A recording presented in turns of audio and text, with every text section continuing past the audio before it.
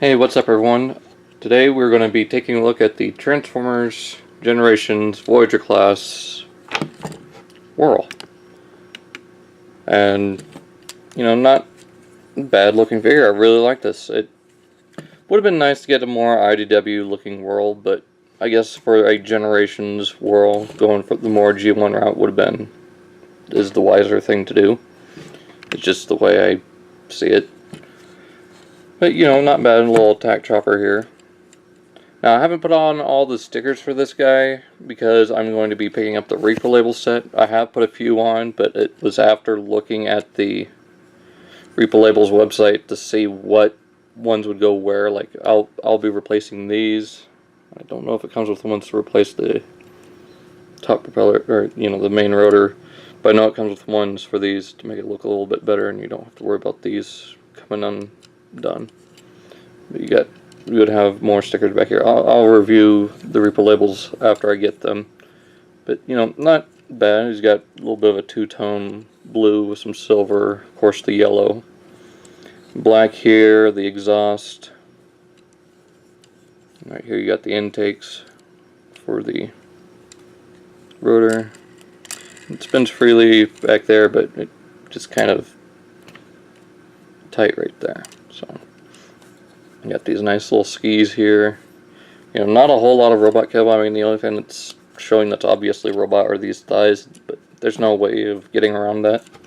He does come with quite a few accessories. He's got this little minigun.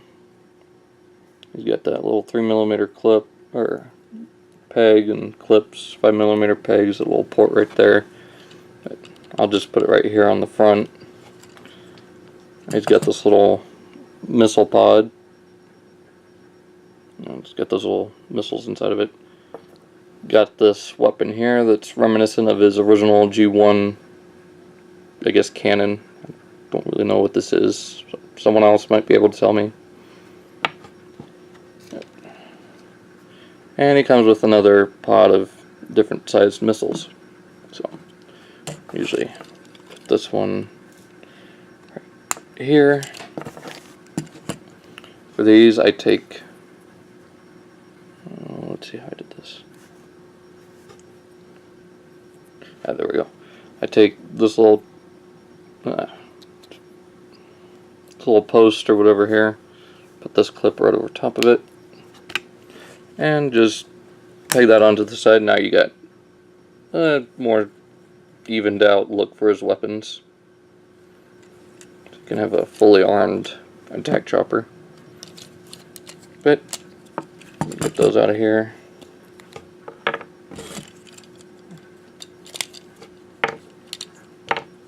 And to get him into his heliped mode, which is basically just a Gerwalk mode, just unfold these, untab the legs, same thing on this other side.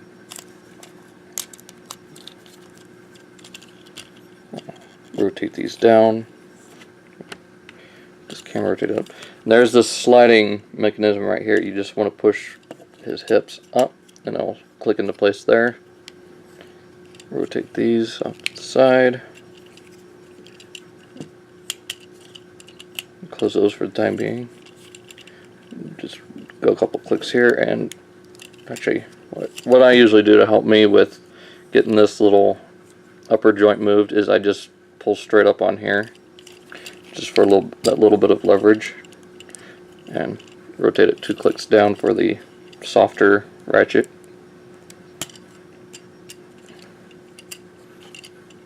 Untab this here. This will become the heel. It slides down, rotates all the way up, and you heard it click into place. Same on the other side. I don't know what's going on with my lighting. All the way down and clicks into place. And you want to take this piece, rotate it down. There's a little slot right there, and a tab right there. That will just tab right into place. Now, as far as the instructions go, it has it like this. It was either the instructions or the box. I can't exactly remember. That is his heliped mode for the instructions. And one thing I forgot to mention is you can open the cockpit. It's got a little control stick molded in there, and you can see what would be the monitor and a couple gauges, and even a little seat and a couple of little assembly right there behind it, like a air hose for the pilot that just closes and clicks in place. And another option that is shown again either on the inbox or the instructions is you can rotate these arms out and give the helipad arms.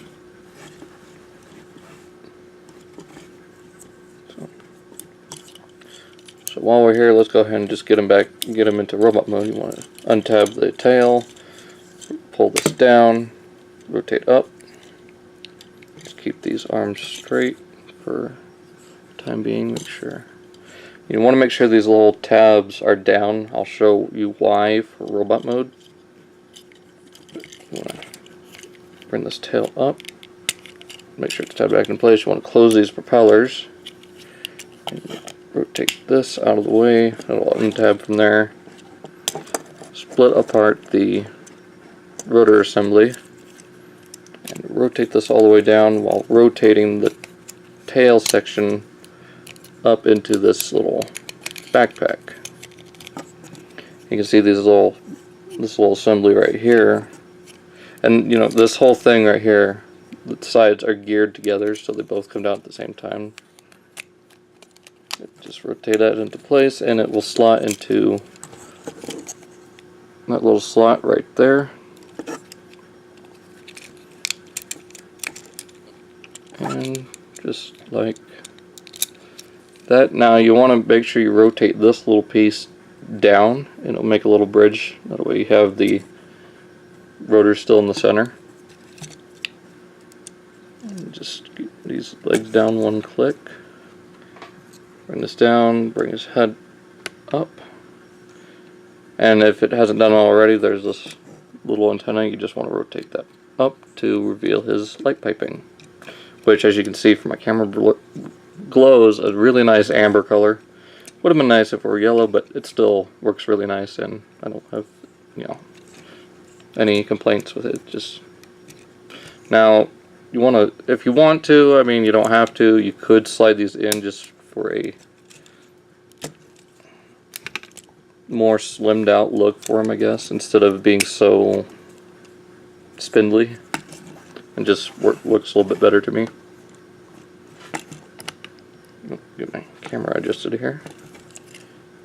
Get these legs, and there you've got Whirl in his robot mode. So, not a bad looking robot. You know, it's your stereotypical robot. It's not what you would expect from Transformers, is the thing. But, yeah, it looks really nice. He's got ball jointed, well, actually I don't know if it's on a ball joint or, yeah, ball jointed head up here, and he's got this extending neck.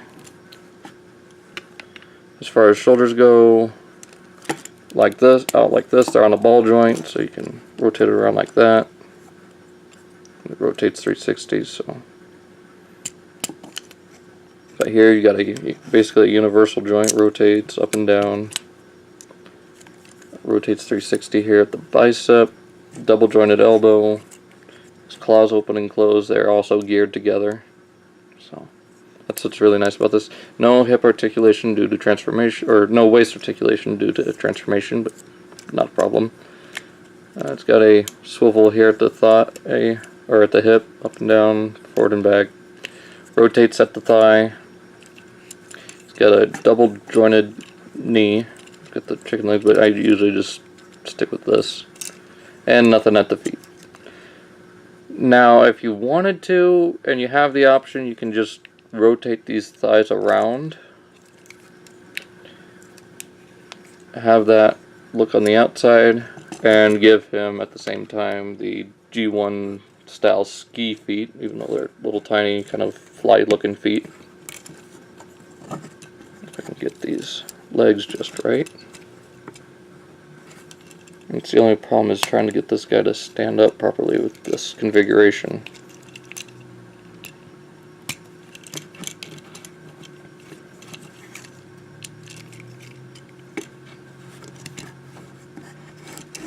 There we go. Now again, as for weapons, you can do the same thing. Now when I've got them, as far as the instructions are concerned for that transformation, let me get these back out. Yeah, that works. Just a moment here.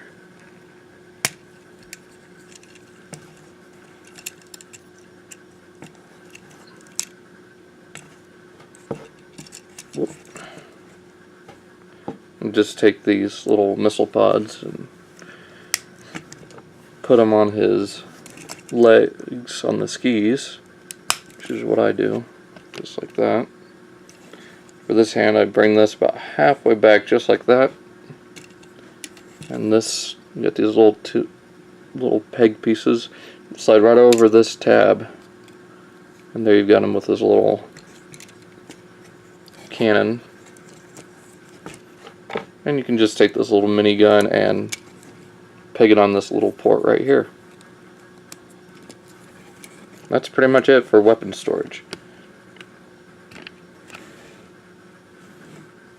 So yeah, you know, I really enjoyed this figure after finally getting him. I got him on sale at Target for like $20 rather than $25. Really enjoy him. Give me just a moment. I completely came unprepared. I will be right back with the figures for the size comparison, just so you can see how big he is. So.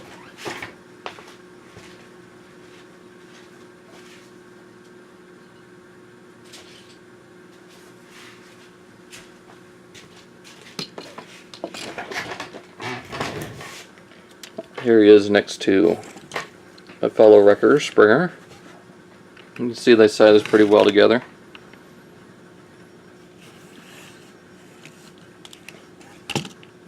For another little size comparison, here he is next to Trail Cutter. If you remember this little reference right here, good on you for at least getting him anyways. And one thing I did here a while back, when I first got this guy, let me get this gun. Oh no, I don't need to worry about this gun. I need to worry about this gun. Is I can actually fit his claws around Trail Cutter and have him just holding him up in the air. I mean, that's how tight this guy's joints are. If I can get him to stand, and there you go. Now you can have Whirl about to chuck Trail Cutter or Trail Breaker at someone. I thought that was a little funny thing to do. I mean, it just shows how good a balance once I get it. You know, how tight his upper arms are, and these knee joints are starting to grind to dust, but there you go. Just how it shows how stable he is as a figure. So let's get that out of there. So yeah, I really recommend getting this guy if you haven't already. I mean, I've seen like 20 of them at local Toys R Us, just mainly him and 2 or 3 Springers on the shelf. So if you haven't gotten this guy yet, now's the time to do it. So that's pretty much it. Look forward to my update when I get the Reaper labels. There is going to be as far as I know, a Takara repaint of this guy for Shockwave in the Cloud line, which doesn't, I mean, it makes sense with the head, but other than that, that's it. That's all that's similar between him and Shockwave, which, if you read the IDW comics, I haven't, I've just looked it up. Process called Impurata. So just look up that and you'll know what it is. So other than that, really good figure, really recommend him. Get him if you can. And that's pretty much it. See you guys pretty soon.